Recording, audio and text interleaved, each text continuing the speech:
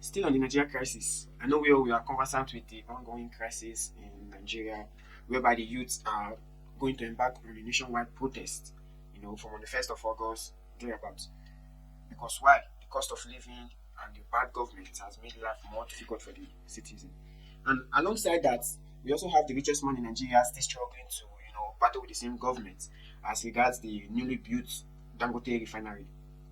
Now, as we all recall, Dangote built that refinery with a whopping sum of $20 billion as ascertained by his team.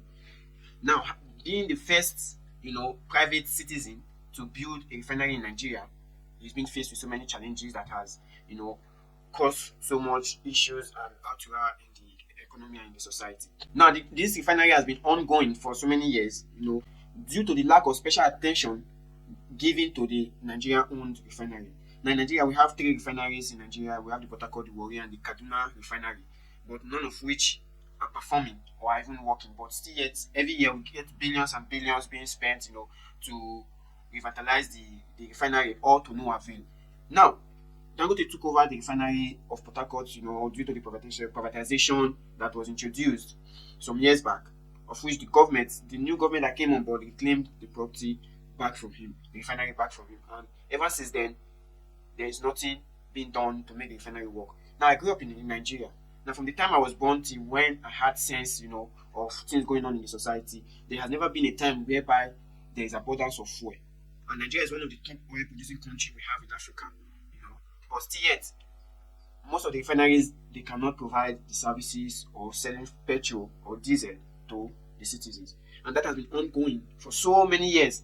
For so many years, the people have been suffering, clamoring for the government to make the refinery work. That way, the cost of petrol price and every other thing will be, so that the price of fuel and diesel will come to the minimal. But the government paid little or no attention to it. Now, that brings up the concept of democracy. If truly we are practicing democracy, where there are checks and balances, where there are rule of law, no one is above the law, everyone is equal, to the law. And still, money gets missing to put these refineries in order, to make it start working. But at the end of the day, you discover that these things are not working. These things are not working. And it is not rocket science. So there has always been fuel scarcity. Every time you see the queue, long queues. But this company, they most of the time they struggle to meet up with their OPEC quota and export fuel to import, processed fuel. And it beats my imagination to ask the question, how difficult really it is, to set up a refinery and to process your own oil that you drill from your own soil. Now, if not for the insensitivity of the leader, lack of patriotism that has led these individuals to, strangle the country, put it on a great hold, I don't see any reason why the country will be struggling to get petrol products, fuel, diesel, and kerosene, because it is our own natural resources. Unlike other countries where they are oil producing nations, they don't struggle to buy petrol, diesel, and gas to feed their tank and all that.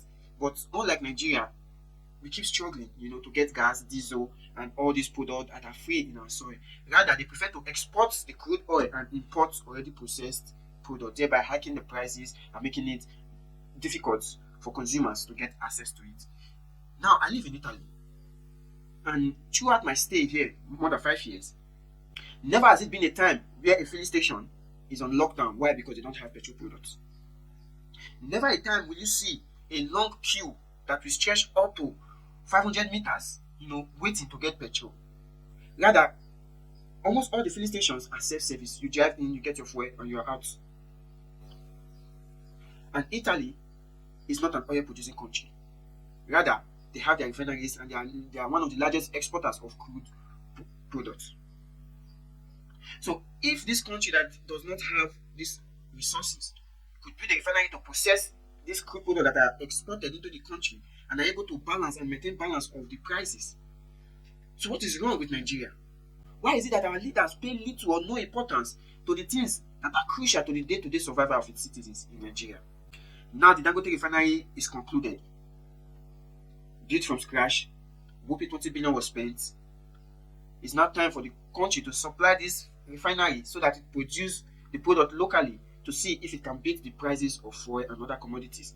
But now, because it's the cabal that are in the petroleum industry is more stronger than the cabal in government. Now, who are these cabals? The cabals are the people who export this crude oil and import petroleum products. because they know for a fact that when this refinery is up and doing and starts producing fuel, then they go out of business. So it is better to put the country in captivity rather than to seek for the growth and the upliftment of the people. And they call it a monopoly. Now, if it should be a monopoly, we are not disputing the fact that Dangote owns clearly majority of the corporations or producing stores in Nigeria. That is of no doubt. Now, when you call it a monopoly, an organization that is controlled by the government cannot be a monopoly if the government is not a monopolist.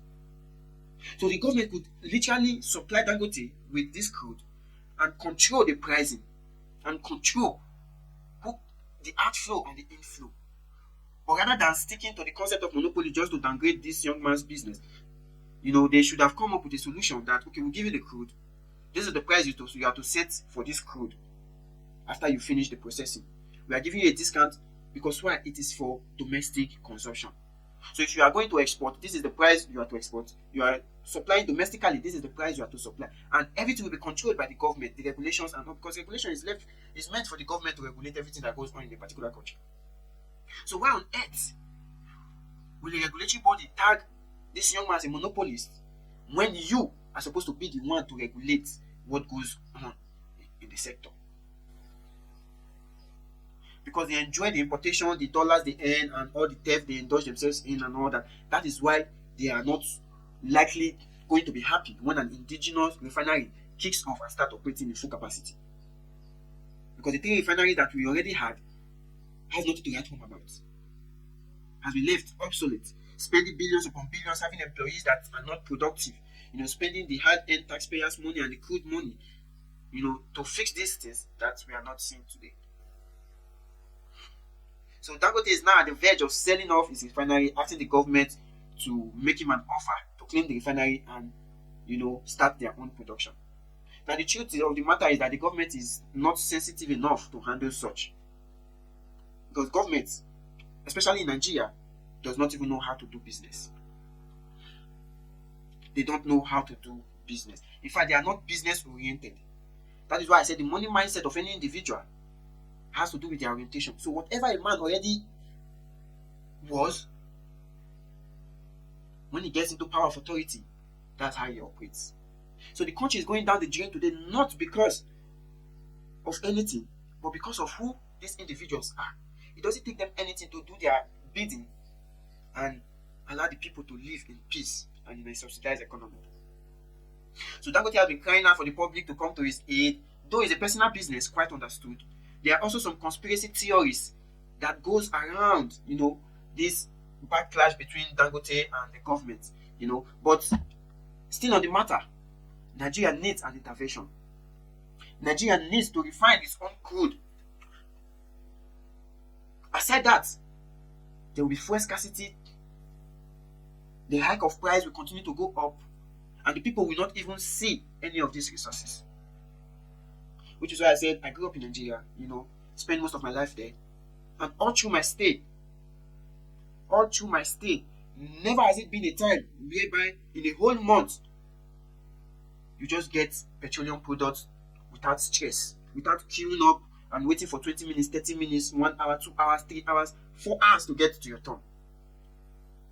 Never has it been a time in my own experience, I don't know of others, where I grew up, never has it been a time where you don't have to queue up for petroleum products, or in a month whereby these petrol stations are not locked down because why? They don't have products. Sometimes they hold these products in a bid to, when the price go up, then they open up and they sell. But it is still there for the regulatory body to put all these things into consideration and make it work. Nigeria is not working today. Why? Because the leaders that we have, they are not interested in it working. They are just interested in making the money. And it doesn't matter to them if the people perish or if the people suffers. Which is why I said we are not operating in democracy. Because if democracy is supposed to be government of the people, for the people, by the people, I don't see why the people will continue to suffer for resources that was given freely to them. I don't see why the people will continue to beg for something that was given to them. Now, this begs to question also the external factors that has made it impossible for the country to progress and to succeed. So many people blame the colonial masters that they also have their own stronghold in what is going on in the petroleum sector. Quite alright, it's quite clear and it's evident that there are external forces that are also against, the country progressing. Because I don't see why the NNPCL, which is supposed to be the singular entity in charge of this distribution and exporting and importing of this crude, not have crude to supply to an indigenous refinery and to control what that refinery does so that there won't be a monopoly. I don't see why they have to behave the way they behave.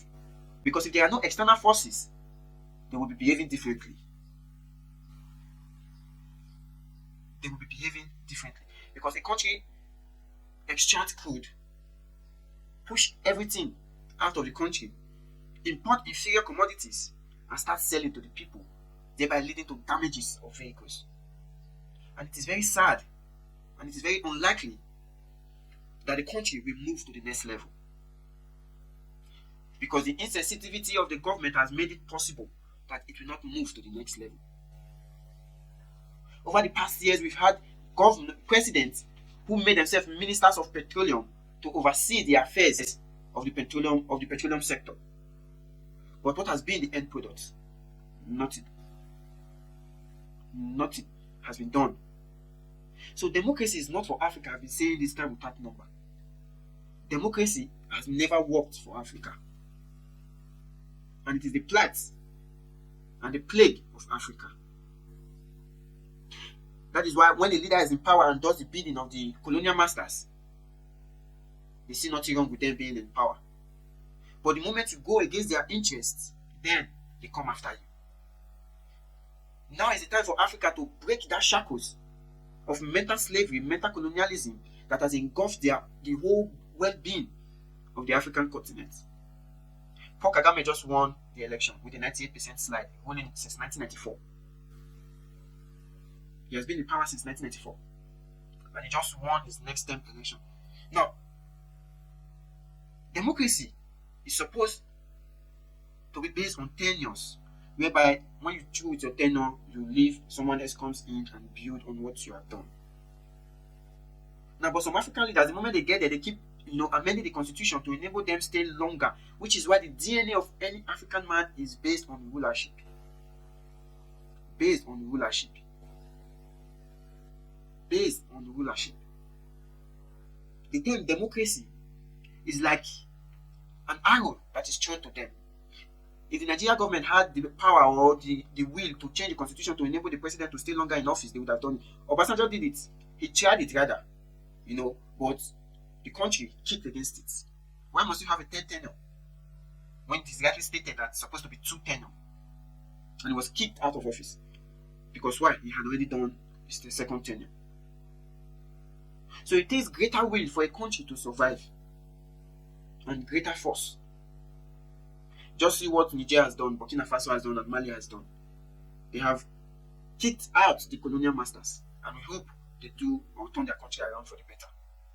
Because it is very heartbreaking, whereby a continent that is filled with natural resources beg for food. It is very hard and very heartbreaking to see that the country that is supposed to be at the forefront leading the world, they fail to see their value. Rather, they trade their birthrights for crumbles. My appeal to the federal government is to give Dangote a chance with strict regulation. That way, there won't be a monopolization of the whole process. And they keep saying the government, Dangote has monopolized the whole sector in Nigeria, thereby taking full ownership, whereby hiking prices, no one can contend with him. If the government is sensible enough, they are supposed to be the one to checkmate all these activities. They gave him the power. I don't see why they should complain about it. If they complain or they don't want that kind of power, then you know what to do. Dissolution of power. So it's very heartbreaking. It's very heartbreaking that Nigerians will continue to suffer due to the high price of petroleum products in the country. Because why? These products are being exported or imported into the country. Crude is exported. Finished product is imported into the country. Due to the current exchange rates, which will always lead to high price of this commodity. The government really needs to sit up, take charge of its government. It is better to confess to the citizens of your crime rather than allowing the colonial masters to blackmail you with those crimes. A government that is sincere, that has something to hide, and is being blackmailed by what he is hiding,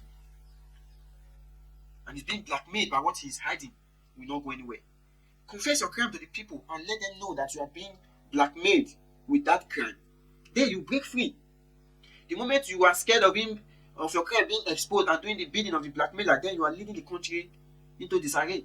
And I just pray and hope that this coming protest will not leave the country in disarray, just as Kenya is having its own share of protests due to bad government, bad leadership, because every government that comes into office, all they want is to increase tax.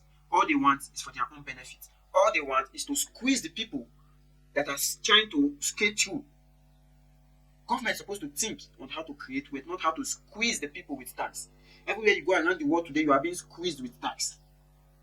You pay tax for this, pay tax for that, pay tax for this, pay tax for that. But if you are to ask a democratic state, or the people if you are to ask the people living in a democratic country if they want to pay those taxes, they will tell you no. How is it not government of the people, for the people, and by the people? So it is very heartbreaking.